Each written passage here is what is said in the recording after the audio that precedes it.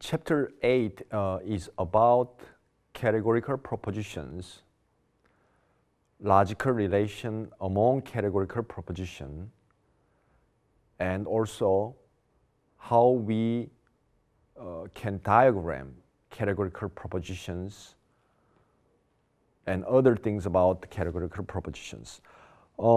Before we move on, we need to ask, what is a category? Okay, that's the first question we need to answer. A category is a class or kind to which certain things belong to. For example, dogs, tree, the presidents of US are all categories to which certain things belong to. A dog, particular dogs belong to this category, but not the other categories, and so on. Categories are what we need to make, what we need to classify particular objects. The most basic form of judgment and cognition is we classify a particular object as belonging to a category, say F. For example, John is a Buddhist. I mean, this is the simplest kind of judgment that we can make. Okay? A particular object belongs to the category of Buddhist. Okay? We make these kind of statements all the time. Okay? And categories are what we need in order to classify particular objects. Categories correspond to concepts we learned in the earlier chapters. You can say a concept expresses a category.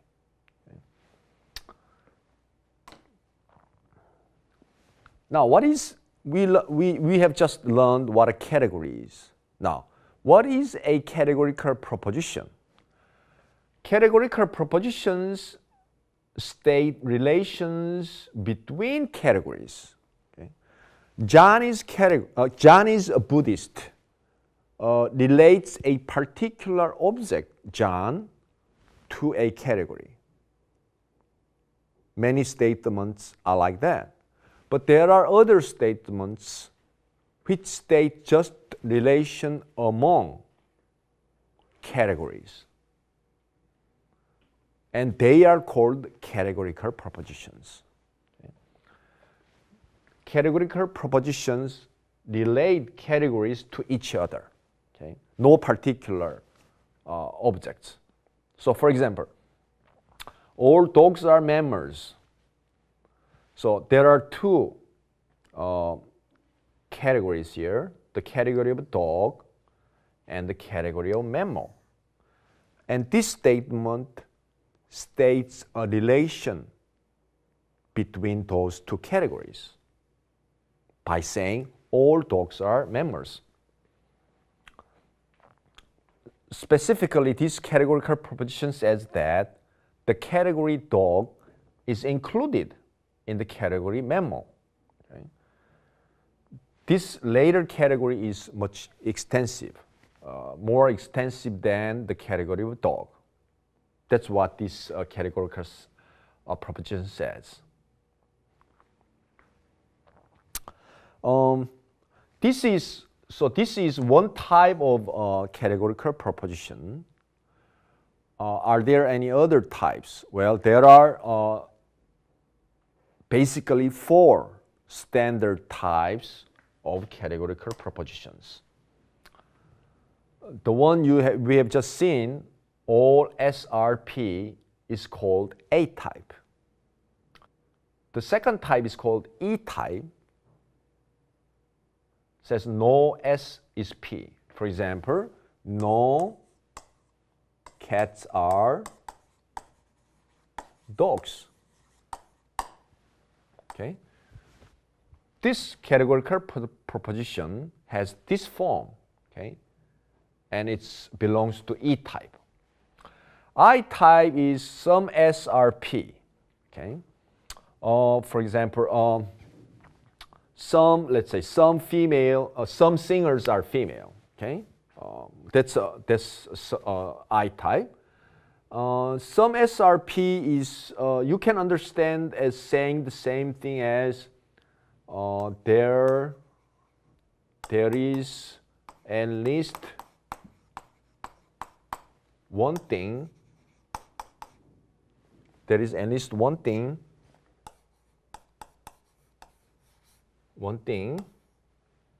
that is S and P. So some SRP is to say the same thing as there is at least one thing that is S and P. So when you say like some singers are female, that's saying the same thing as there is at least one person who is a singer and female. Okay? So this type of categorical proposition is existential. It says that there is one thing that is such and such. Okay? The last type is called O type and says some S are not P. Okay? For example, some singers are not female. Okay? Some singers are male. So you understand this as saying that there is at least one thing that is S and not P. Okay? Some S are not P. Okay? Is saying the same thing as there is at least one thing that is S and not P. O type. Okay? So these two types makes existential claim. That means there exist such and such things. Okay? These two types. These two are different. These two doesn't say anything about existence, but it just says one type is more inclusive than another type, or this says there is no overlap between S and P. Okay. Anyway, this is important. Okay. These two types, categorical proposition that starts with what is called quantifier sum. Okay, should be understood as making an existential claim. Okay, so all categorical propositions, that is, propositions that states relation among categories, should be classified into one of these four basic types: A, E, I, O.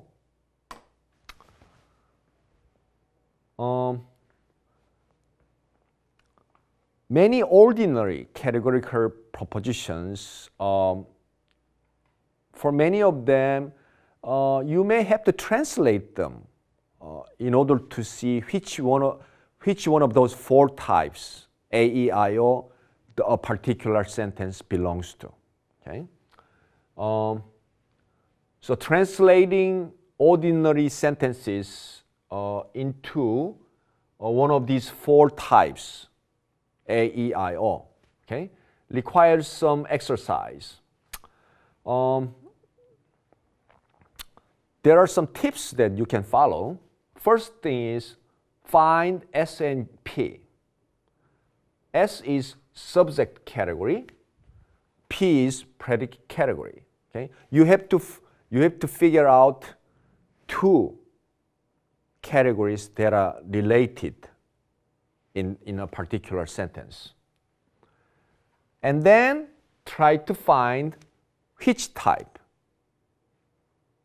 the sentence belongs to. Is it A or E or I or O? Okay? So for example, here let's look at a particular example. No mammal can breathe underwater. So follow this instruction. First, find subject category and predicate category. Okay? Subject category is easy to find. Okay? Member is the subject category.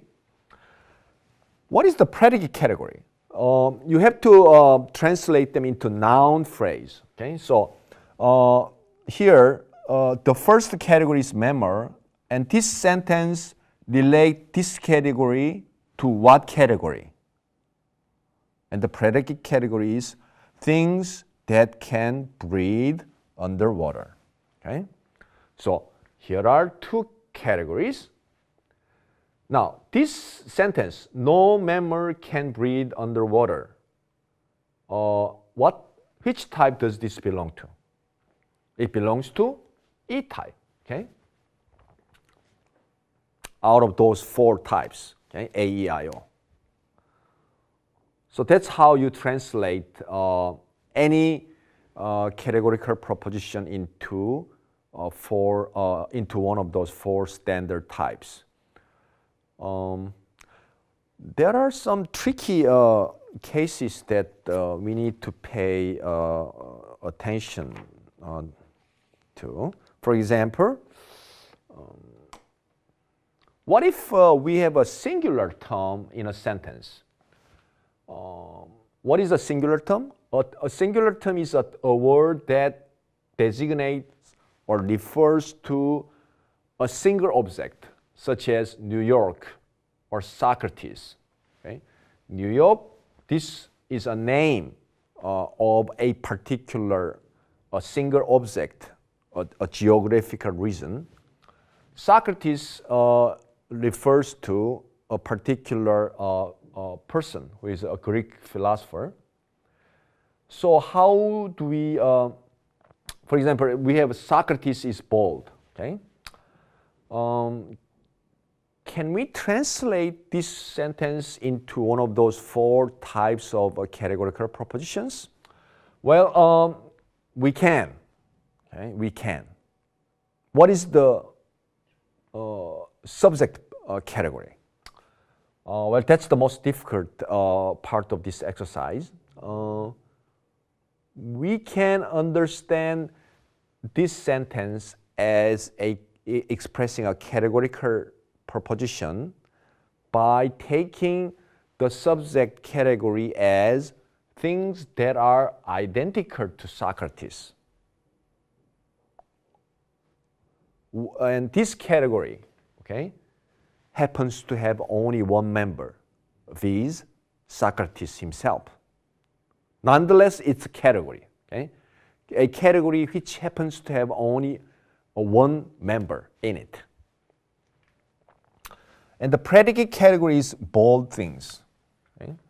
So once we have identified the subject category and predicate category, then we ask which one of those four types does this belong to.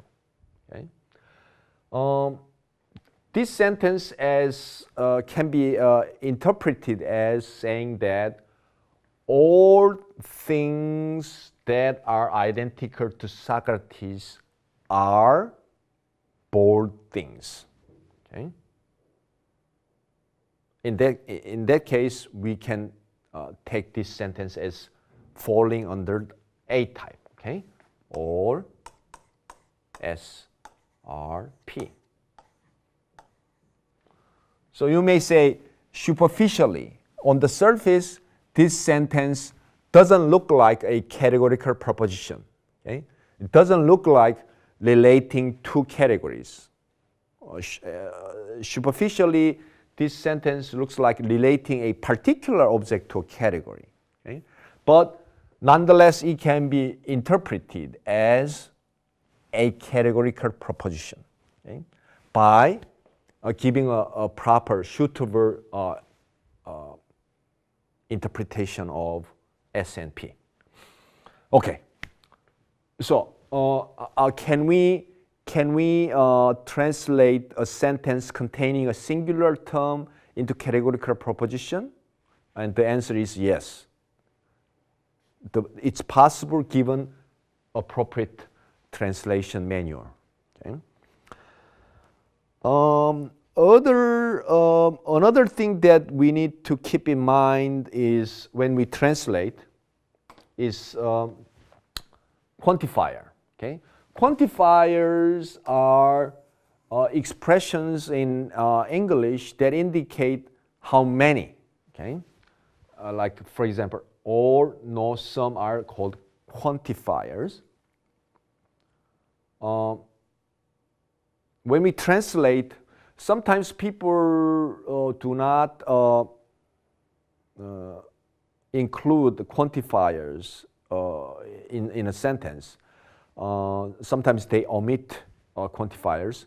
In that case, we have to supply one. Okay? We have to find the appropriate quantifier. Only then, because only then we can see, you know, which of the standard 4 types it belongs to. Okay? So, for example, beer is in the refrigerator. Which one of these quantifier should be placed, should be understood as coming in the front? Is it all or no or some? When your friend says beer is in the refrigerator, presumably what your friend is saying is some beer, okay, is in the refrigerator.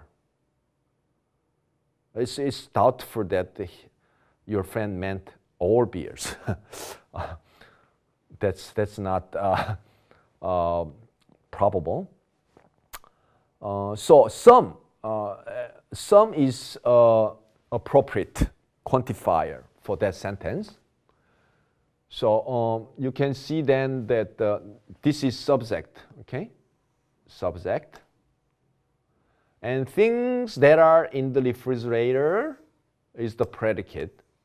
So the original sentence has the form of some SRP, so it's I type. Okay? So sometimes we have to supplement quantifiers to find corresponding form, standard form. Okay?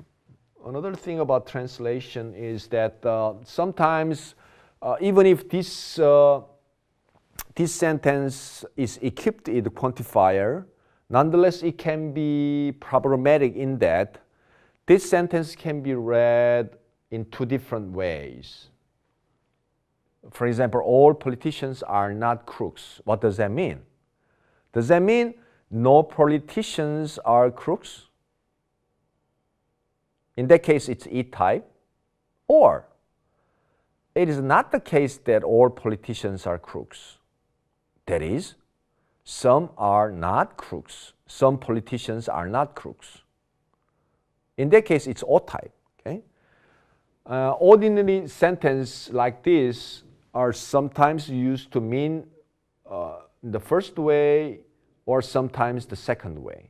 It depends on the context. Okay? So we have to look at the context in which this sentence occurs to figure out which one of these types that this sentence belongs to. Okay? So we have to look out for ordinary sentences that can be ambiguous. Okay? So those are the kind of things that we need to be careful, watch out in translating ordinary sentences into one of the 4 standard types. Okay. So much for translation. The next topic is so we have identified 4 types of categorical propositions, A, E, I, O. The next question we can ask is, what is the logical relation among them? Okay? Which sentence implies which? And what is in logic called the square of opposition contains a square of opposition is a diagram that contains information about the logical relation among those 4 types of categorical propositions. Okay? there are two squares of opposition. The traditional square of opposition countenance more logical relation among four types than the modern square. And the difference between the traditional square and modern square hangs on this question. Okay, this is what? This is A type. This is I type. Ask yourself, if all S are P, does it follow that some S are P? Now, according to traditional square of opposition, the answer is yes. If all S are P, then some S are P. Now, notice though that in allowing this inference going from A to I valid, traditional square of opposition makes an assumption about S and P. Okay? This inference from A to I is valid only when the subject and predicate categories are not empty. Okay? That is, when we know that S and P has at least one member, okay, this inference is valid. Otherwise, it's not valid. Okay? So traditional square of opposition that allows the inference from A to I is valid only under the assumption of what is called existential import. Okay? Existential import is the assumption that the subject term and predicate term, okay, SP, are not empty. Okay? Now, logicians in more contemporary area, okay, are not satisfied with the traditional square of opposition, because traditional square of opposition is true only under very limited context. That is, only when this existential import is valid. In modern times, logicians are more interested in a system of inferences, a system of rules that can be applied more generally. Okay? In any case, such an interest have motivated logicians to devise a different square of opposition. Okay? It's called the modern square of opposition. And according to modern square of opposition, this inference is not valid. That is, in other words, if all S are P, does it follow that some S are P? And according to modern square of opposition, the answer is no. Okay? That's not valid.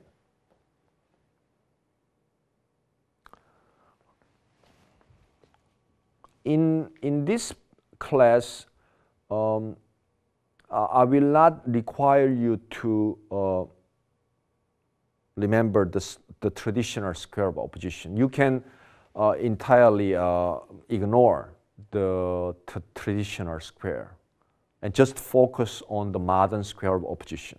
Okay?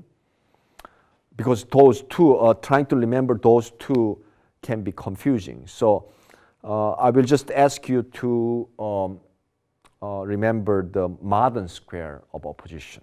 Okay? In a diagram, okay, it's like this. According to modern square of opposition, the only relation, logical relation, holds between these two and these two. Okay? That's the only relationship that are allowed in the modern square of opposition. And what kind of relationship between A and O and I and E? Well, A and O are contradictory. What does that mean? Contradictory means they have the opposite truth values. In other words, if A is true, O is false. And if O is true, then A is false. Okay?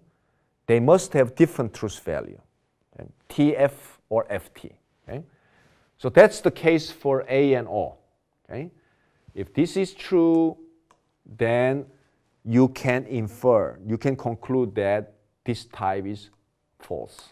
Okay? And if you know that A is false, then you can conclude that O type is true. Okay?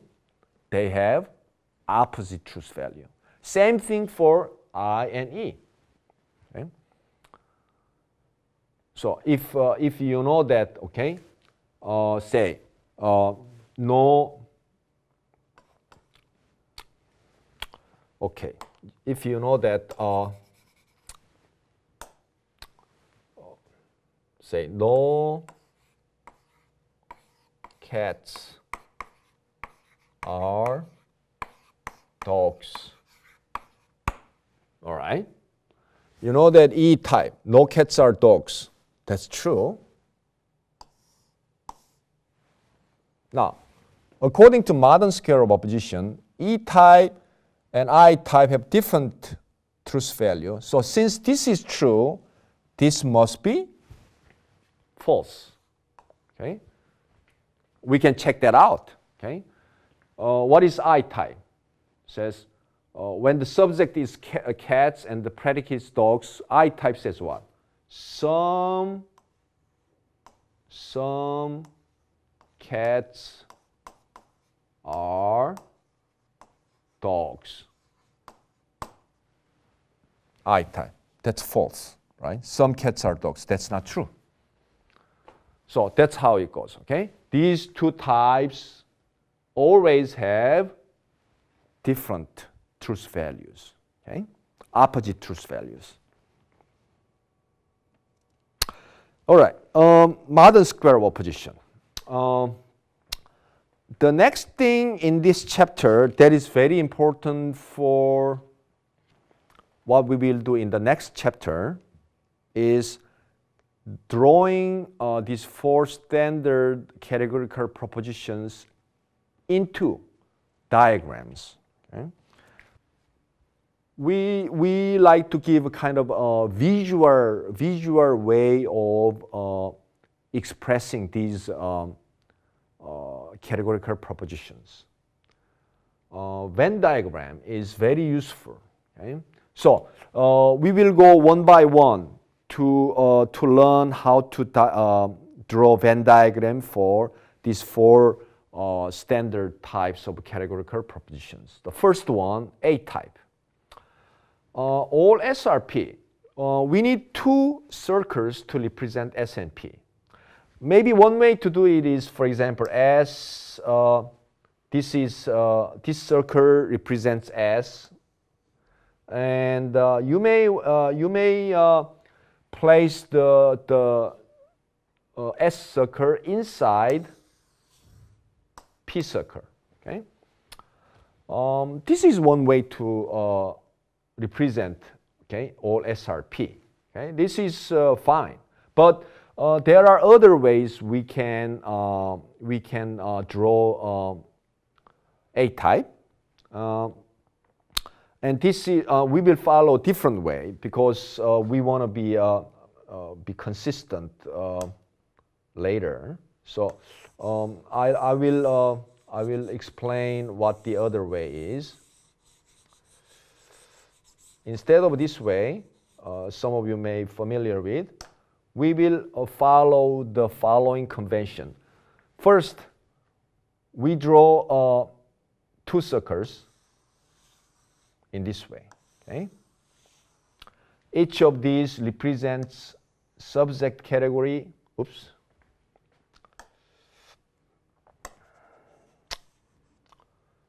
Okay.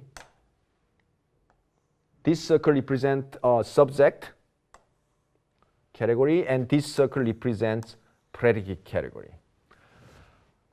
And then we try to delete or shade out the area of S that does not belong to P. Now what that means is we will shade out the area of S that does not belong to P. That is, we shade out, delete this part. Now, and then try to read this picture, okay? Now, whatever you pick up inside of S belongs to inside of P. Okay? Can you see that? I mean, as a result of shading out this part, now it remains that the only part of S that remains, this much, is entirely inside of P. Okay?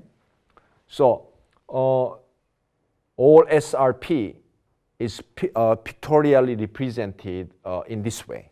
Okay?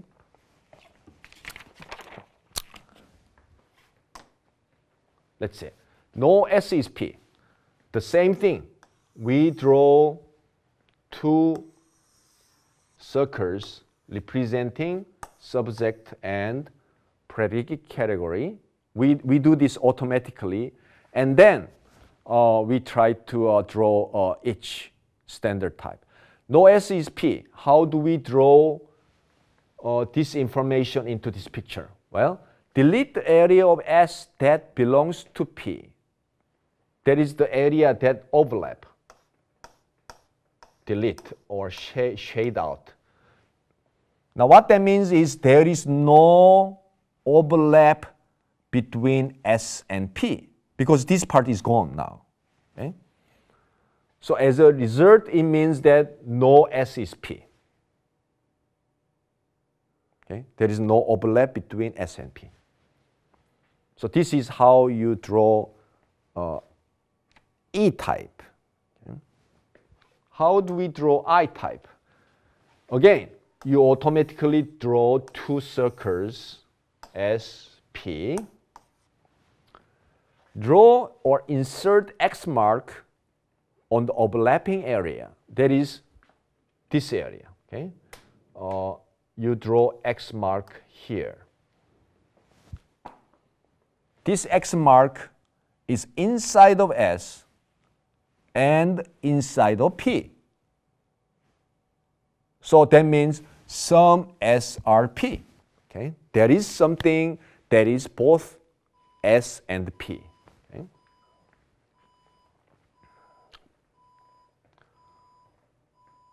Okay, finally, we move on to the O type. Okay?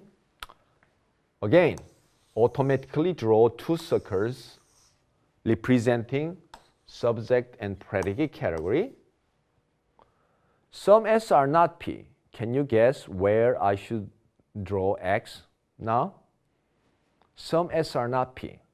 That means there is something inside of S but outside of P. What area could that be? It's this area, isn't it? So we place X mark there, indicating that there is something inside of S but outside of P. So that means some S are not P. Okay? So this is basically how we draw Venn diagram for the four types of categorical propositions. And in the next chapter, we will use this Venn diagram technique to evaluate categorical arguments. Okay? So we will see you later for that. Okay? That's it for today.